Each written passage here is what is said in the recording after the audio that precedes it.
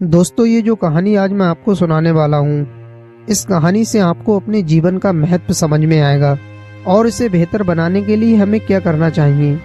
लेकिन इस कहानी में जिन 3 दोस्तों की बात हो रही है वो हम सभी के लिए समान है। तो चलिए कहानी को शुरू करते हैं। एक व्यक्ति था जिसके 3 दोस्त थे।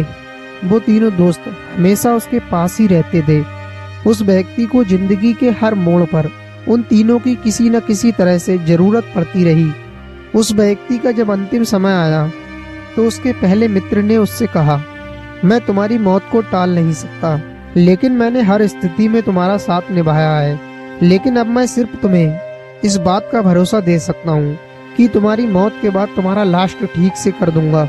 दूसरे दोस्त ने कहा, तुम्हारे बचपन से लेकर आज तक मैंने किसी न किसी तरह से तुम्हारा साथ निभाया है। मेरे होने से तुम दुनिया की कुछ भी चीज पा सकते हो, लेकिन मैं तुम्हें फिर भी जीवन नहीं दे सकता। मैं अब बेबस हूँ और तुम्हारी कोई मदद नहीं कर सकता। तीसरे दोस्त ने कहा, दोस्त तुम अपने इन हालातों से परेशान मत हो। मैं हमेशा से तुम्हारे साथ हूँ और मौत के बाद भी तुम्हारे साथ ही रहूंगा। तुम इसके बाद जिस भी रूप में जहाँ भी जाओगे मैं तुम्हारे साथ ही रहूंगा।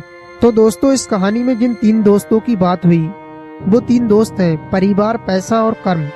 हमारा पहला दोस्त परिवार है, जो हमेशा हमारे दुख सुख में साथ होता है लेकिन हमारी मौत को टाल नहीं सकता।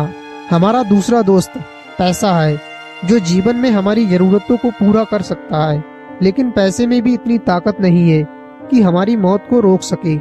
और हमारा तीसरा दोस्त कर्म है, जो हमेशा हमारे साथ रहता है, दुनिया में भी और मौत के बाद भी।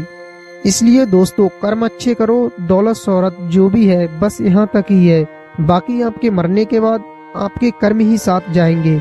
उम्मीद करता हूँ दोस्तों, इस कहानी से आपको अपने जीवन का महत्व समझ में आ गया होगा।